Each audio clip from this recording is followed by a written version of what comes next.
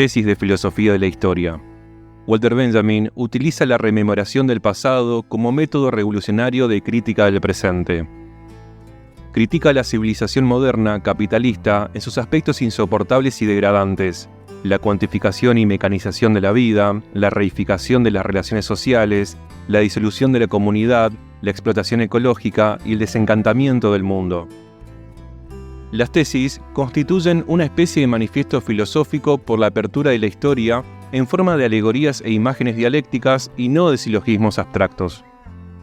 Se sitúa explícitamente en el terreno de la tradición marxista, del materialismo histórico, que Benjamin quiere arrancar del conformismo pasivo, porque no concibe la revolución como resultado natural o inevitable del progreso económico y técnico, o por las contradicciones internas del sistema capitalista, sino como la interrupción de los sujetos políticos comprometidos.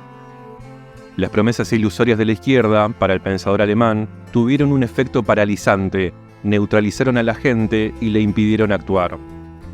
Ese fatalismo optimista de la revolución inminente no podía sino llevar al movimiento obrero a la pasividad y a la política de la espera, cuando por el contrario era preciso intervenir con urgencia y actuar rápidamente antes de que fuera demasiado tarde y se produjera la catástrofe que se perfilaba en el horizonte: el fascismo.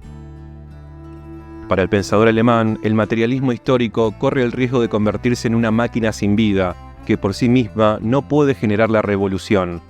Necesita un alma, y es la teología la que puede vivificarlo. No hay progreso automático o continuo, o tal vez la única continuidad es la dominación, y el automatismo de la historia no hace sino reproducirla. La crítica del filósofo está dirigida hacia la actitud práctica sometida al optimismo del progreso, la ausencia de iniciativa, la pasividad, la política de la espera. La crítica a la no resistencia contra los sistemas totalitarios. Sin iniciativa no hay revolución, y recuerda Benjamin que el capitalismo no morirá de muerte natural. Por eso es importante la teología, que para Benjamin tiene el significado de rememoración y redención mesiánica. La teología no es una meta en sí misma, no apunta a la contemplación inefable de las verdades eternas o la reflexión sobre la naturaleza del ser divino, sino que está al servicio de los oprimidos.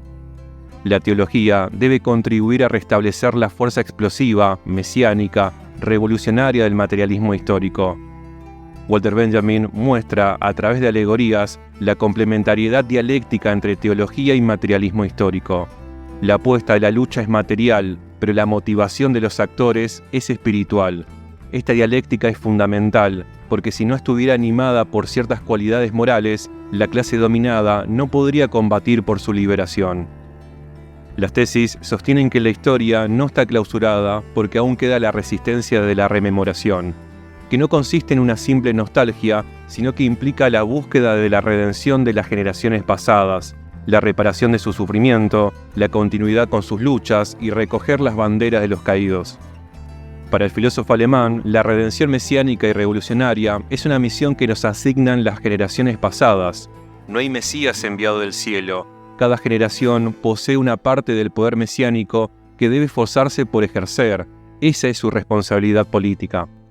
Benjamin plantea, desde una posición herética al judaísmo, que no se trata de esperar al Mesías o calcular el día de su llegada como hacen los cabalistas y otros místicos, sino de actuar colectivamente. La redención es una autorredención, o en términos marxistas, la emancipación de los trabajadores será obra de los trabajadores mismos. No se trata solo de restitución del pasado, sino también transformación activa del presente.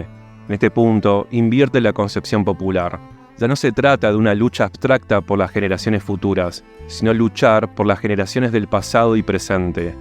Las luchas son más inspiradas por la memoria viva y concreta de los ancestros sojuzgados que por la consideración aún abstracta de las generaciones venideras. Benjamin tiene la preocupación por salvar el pasado en el presente gracias a la percepción de una semejanza que los transforma. Transforma el pasado porque éste adopta una nueva forma que habría podido desaparecer en el olvido. Transforma el presente porque éste se revela como el cumplimiento posible de esa promesa anterior.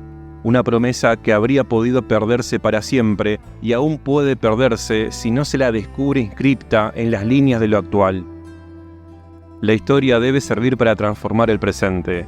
El pasado espera de nosotros su redención y solo una humanidad salvada puede asumir íntegramente el pasado. Mientras se olviden los sufrimientos de un solo ser humano, no podrá haber liberación. Cada intento emancipatorio, por humilde y pequeño que haya sido, quedará salvo del olvido y será citado en la orden del día, esto es, reconocido, honrado y rememorado. No se trata de volver a un socialismo utópico, sino enriquecer la cultura revolucionaria, incorporando la herencia de varios siglos de luchas y sueños emancipatorios. El historiador conformista y conservador, que solo quiere representar el pasado tal como realmente fue, el presunto historiador neutral, no hace sino ratificar la visión de los vencedores. Tal vez por pereza del corazón, tal vez por creer en la omnipotencia de la fatalidad que despoja de todo valor a las actividades humanas, hace que su asedia lo induzca a unirse siempre al campo del vencedor. El historiador conformista se identifica con el cortejo de los poderosos. Benjamin advierte que la empatía con el vencedor siempre beneficia a quien domina, y la victoria del enemigo puede amenazar incluso a los muertos mediante la falsificación o el olvido de sus combates. En cambio, el historiador comprometido entenderá que no hay ningún documento de cultura que no sea a la vez documento de barbarie. La tempestad que sopla es el progreso, el responsable de una catástrofe sin tregua, de la acumulación de estas ruinas. La tarea del historiador comprometido es cepillar la historia a contrapelo, esto es, no unirse al cortejo triunfal que sigue pisando las cabezas. Benjamin se solidariza con quienes cayeron bajo las ruedas de esos carruajes majestuosos y magníficos llamados civilización, progreso y modernidad. Frente al fascismo, los totalitarismos, en fin, la violencia y la razón instrumental, hay dos maneras opuestas de entender la historia. En una, el fascismo es la excepción a la norma del progreso, una regresión inexplicable, un paréntesis en la marcha hacia el progreso de la humanidad. Para la segunda concepción de la historia, la de Benjamin, el fascismo es la expresión más auténtica del capitalismo, no es para nada una excepción. El filósofo había comprendido perfectamente que el fascismo está íntimamente relacionado con la sociedad industrial y capitalista contemporánea. De ahí su crítica contra quienes se asombraban de que el fascismo fuera posible en el siglo XX. Su crítica estaba dirigida a los enceguecidos e ilusionados que creían que el progreso científico, industrial y técnico era incompatible con la barbarie social y política. Por eso sus tesis afirman la rememoración y la lucha, cuyo objetivo final es producir el verdadero estado de excepción, es decir, la abolición de la dominación. Para poder cepillar la historia a contrapelo, es necesario cambiar la concepción temporal e introducir el elemento mesiánico. El tiempo Cronos produce una historia cuyo marco es el tiempo homogéneo y vacío, y frente a esta concepción se encuentra el tiempo Kairos, el tiempo de las revoluciones. Es un tiempo histórico lleno, en el cual cada instante contiene una posibilidad única, una constelación singular entre lo relativo y lo absoluto. La revolución es la interrupción del eterno retorno, el advenimiento del cambio más profundo. Es un salto dialéctico fuera del continuum del tiempo cronológico. En primer lugar hacia el pasado y luego hacia el futuro. Consiste en salvar la herencia de los oprimidos e inspirarse en ella para interrumpir la catástrofe presente. El tiempo Kairos está lleno, cargado de momentos actuales, explosivos, subversivos. Permite tejer en la trama del presente los hilos de la tradición que estuvieron perdidos durante siglos. Este cambio en la concepción temporal se refleja muy bien en los calendarios. Los calendarios no cuentan el tiempo como los relojes, sino que son monumentos de una conciencia histórica.